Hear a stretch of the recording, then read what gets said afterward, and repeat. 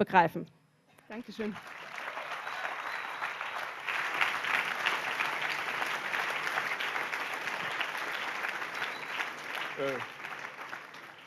Genossinnen, Genossen, ich werde sitzen bleiben. Ich bin alt und müde. And unfortunately, I have to change to the language of imperialism. Okay, so let me begin with, those wonderful, one of the greatest contributions, one of the few of United States to world culture, these excellent jokes, medical jokes. First bad news, then good news. Like, doctor tells you, bad news, we discovered you have cancer, you will be dead in 2 months. So what is then the good news? We also discovered you have Alzheimer and you will forget bad news before you reach home. So I will do something like that. And I will start with bad news. You remember, Alex, we were at a round table in London and you told us your dream, that you would like to live in a society where communism is just a bad memory present in museums. Well, sorry, that's my point. Yes, capitalism. But unfortunately, as you know, in this city and in some other cities, unfortunately, the only museums of this kind that we have today are precisely museums of communism. So isn't it something crazy in the idea of how can we reverse the situation? We can. Why? First, the bad news. Till 3-4 years ago, did you notice how it was, for me, always suspicious, this making fun at Fukuyama, that idiot who thought the history is over. But practically all of us, we were Fukuyamaists. We were asking, what were we demanding? Better ecological care, gay marriages, and so on. But all this vaguely within the liberal democratic system. Why? Now I come to more crucial points. First, I claim that, as it was already hinted by you in a very nice way, apropos of that example of the states don't following their own rules, I claim economy, liberal economy, neoliberalism, we should always bear in mind this, is today not the reality, it's the ideology. We have to emphasize this. The first rule of political debate is don't concede to the enemy even what he claims to be. Tell me one big successful capitalist today state which is neoliberal. United States, are you kidding me? China, Singapore, in all of them, state intervenes brutally with incredible sums of money and so on. Who is today neoliberal? Maybe a little bit your idiot, not you, David Cameron, no, which is why United Kingdom is the slowest in catching up. Neoliberalism is an ideology meant to put pressure on others, especially on third world state, where neoliberalism brutally breaks their own rules. Years ago, I heard a wonderful report on CNN, even there you get something good, of Mali. Their cotton industry is in ruins. And their minister said, look, United States are given more money to support their cotton farmers than the entire state budget of Mali. They said we don't need socialist help. Just if United States were to obey a little bit their own liberal rules, it would be so. You see, again, neoliberalism is, and the same should go at all levels. When you hear about family values, your first reaction is probably, oh, this is some Christian obscurantism. What about, are there alternative forums, gay marriages? Of course, I'm for them. But I think in this way, we concede too much to the enemy. For example, in United States, my God, every sociological, even superficial research will tell you, Reaganomics did more to destroy family values than all the, I mean it ironically, perverted gays or whatever together. They don't deserve, don't give them. The same goes, now I'll make a step problematic for some of you, Judeo-Christian legacy. We like to feel guilty, we so-called European left, and we always have to say, yeah, European legacy, crime, colonialism. Wait a minute, I would say, there are wonderful things in Judeo-Christian legacy. When Christ says, if you don't hate your father, mother, you are not my follower. For me, mother, father here stand for the entire social hierarchy. The idea of original Christianity is an egalitarian community outside hierarchic order is possible, and so on. So when we hear today a European legacy is threatened, no, don't say, yeah, but we were imperialist and so on. Say, who are you to speak about European legacy, about what is really great in European legacy, egalitarian tradition and so on. For me, Europe in which, I don't know, in Austria, Haider is in power, in France, Le Pen, that would have been the end of the true Europe. The first point already. So, next point. What is difficult for me today with capitalism? Because, you know, capitalism is, as it were, tricky in its functioning of ideology. Because of this radical, let's call it a naturalization of economy as ideology, and we get it everywhere. Did you notice how education is more and more defined, that's the whole point of Bologna school reform, in the terms of a market operation? It's no longer at least the old honest bourgeois patriotism where you have your private interest, but you go to school to learn universal value. No, education is becoming this always dynamic, private engagement, I want to pursue this career, and so on and so on. It's education. The state itself is more and more sold to us as a neoliberal operation, like, you know, different parties are like companying, offering us services, and voting is like buying on the market. Even sex. I will not go into this direction, but did you notice how we are more and more returning to pre-modern tradition of arranged marriages only? It's not parents, it's agencies who are doing it. And what does this mean? Horrible things. Did you notice, for example, it's not a joke, did you notice how in the last James Bond film, Quantum of Solace, which is incidentally relatively left for Hollywood, James Bond basically saves Evo Morales' regime in Bolivia, but did you notice that it's the first James Bond where at the end there is no sex? Did you notice that in the lowest of today's popular culture, Dan Brown, no sex? Why? I think that today's hegemonic subjectivity is getting so narcissistic, and this can even be masked as political correctness, that even passionate love exposing to the other is considered risky.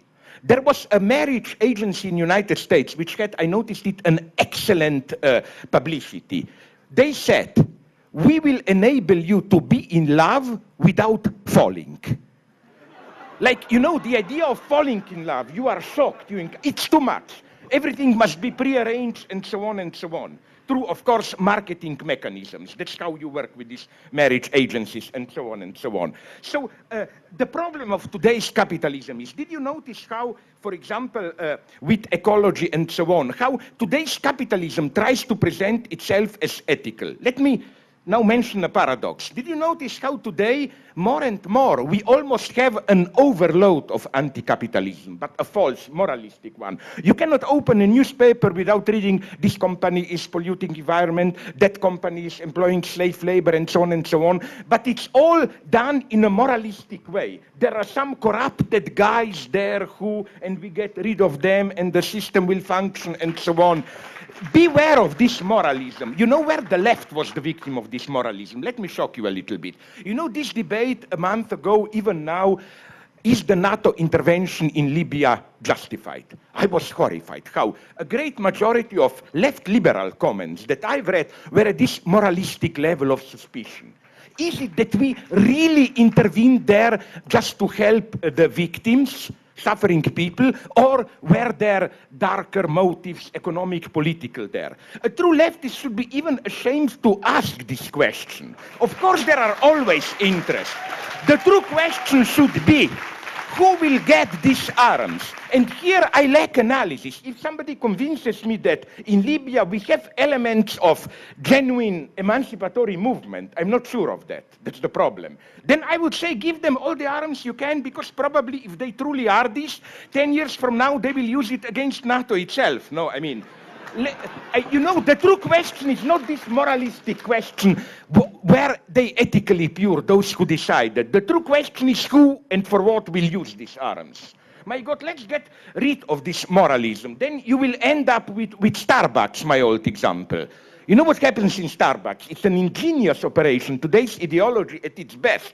The trick of Starbucks is that you pay their cappuccino more because, as they told you, all that bullshit, you know. 1% goes to starving Guatemala children, 1% for forest. In other words, they tell you, you don't have to feel bad for consumerism because you pay more so that the social solidarity price is included into the price that you pay. So the more you consume, the more you are. So things are tricky with today's ideology. But why talk about communism?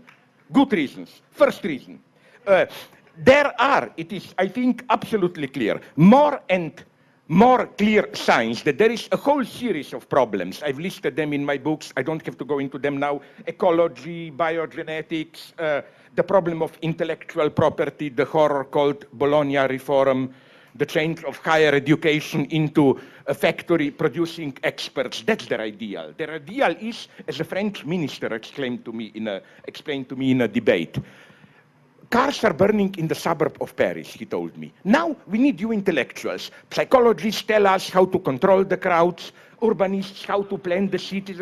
So this is their ideal. We should become experts solving the problems the way they are defined by those in power. No, if you worry about European legacy, this is the end of Europe. The first thing of a true intellectual is, yes, 2 minutes, yes, but in a non-linear sense. Yeah. The first thing about true intellectual life is to question the very way the problem is posed. Okay, I will not go into it, just quickly, the final points. Then we have the problem of so-called Asian capitalism. Our, definitely not an ally, Peter Sloterdijk, nonetheless said something wonderful once. He said that if he can imagine a person to whom 100 years from now they will be building monuments, it will be probably Lee Kuan Yew. You know, Singapore, the inventor of authoritarian capitalism. And that's what's happening today. Let's give to the devil what belongs to the devil. Up to a certain point, capitalism did need, more or less, democracy. I claim this is the true danger today. That marriage is dissolving today. We are now getting capitalist. That's the true bad news. We are now getting capitalist societies, even more dynamic, productive, destructive than our Western, who function perfectly without democracy. So what to do here? We have these all movements, I agree, Egypt, Spain, Greece, and so on and so on. But now, just to conclude, a little bit more serious thing I want to say. My God, you know what's the problem for me? Here I share your goals, but when you try to operationalize them, like, you know, I don't like so much that big moment, Tahrir Square, we were all crying, solidarity. What interests me is the day after. You know that Gramsci, and here I hope we agree, remember where Gramsci was publishing his text before he was arrested? In a journal called Il Nuovo Ordine, the New Order. Tragically, years after, this phrase was totally hegemonized by the right wing. If you say today, New Order, we know where you stand. Maybe the time is for the left to regain this. The problem is the day after. The true fight is going on now in Egypt. Friends are telling me horrible, you know, when you read in the news new clashes between Coptic Christians and Muslims, friends whom I totally trust, who are not some crazy Marxists like us, good liberals, are telling me everybody knows there. This is done by Mubarak agents again and again. The terrible fight is going now to contain, to steer what went on in Egypt. This is the true struggle, not just the big things officially happening and so on and so on. Or even in Spain. Today, or a couple of days ago, I read the program that they made, this democracy now, real democracy now. But you know, here I see a problem. Okay, we want beyond capitalism. What does it concretely mean? You know, capitalism is, as you pointed out, good, not just a system privatizing commons, it's also a network of social relations. And as it was clear to Marx, as such, it also organizes production. What alternative modes do we have here? This is what makes me sad. For example, if you read the manifesto of the Spanish striking workers, What you find there is solidarity, right to work, blah, blah, blah. Now, just to provoke you, I will tell you something terrifying. I read all their points. I claim every honest fascist would subscribe all of them. Now, don't misunderstand me. I'm not saying they are fascist. Absolutely, they have a potential. But my God, we have to attack these boring problems of how to organize it, alternative modes of organization, and so on. What can we really offer? Because we have to offer something. Terrible things are awaiting us. Are you aware that probably humanity will have to do horrible things, like maybe even geoengineering, changing the whole atmosphere and so on? How will decide all this? Biogenetics, how will decide all this? Now we will say this is impossible. Just to conclude. You know, when somebody says impossible, I get nervous. Because did you notice how in today's media, the phrase possible, impossible functions in two totally different modes? When you speak about technology and sexuality, everything is almost becoming possible. We can be astronauts through genetic manipulation. We will be, so they tell, able to live eternally, even in sexuality. I was in New York. I met a surgeon. You know what his specialty? Cutting men's penis into two. So you can do it with two women at the same. That's possible. All is possible. But to give 0.5% more for healthcare is not possible because it will ruin our competitivity and so on and so on. So we live in a very strange society where ideology, everyday ideology, decides what appears as possible, what appears as impossible. And typically, in China 3 weeks ago, they passed a weird law, but I find it almost sympathetic. At least they still need a law. It's funny. The law, it's not a joke. I checked it with my friends. The law says that it's prohibited in the public space of movies, TV, novels, and comics, all stories which refer to or use time travel and alternate reality. The official justification is history is serious, we cannot play stupid games with history. The truth is they want to prohibit imagining alternate reality. I'm not making fun of Chinese, but of us. Obviously, till now, the censorship is so strong that we didn't even need this prohibition. Common sense told us, no, we cannot, we would become uncompetitive, and so on and so on. And that's maybe the first lesson of us theoreticians. No, we will unfortunately probably not give you concrete formulas what to do, but we can do something which is maybe even more important. We can, as it were, clear up the background, make all of us see how change is possible, because maybe there will be no change. In that case, I'm telling you, we will all be living in a world, in a world somewhere between Singapore and Berlusconi's Italy. I don't know how it is with you. I don't want to live in such a world. Thank you very much.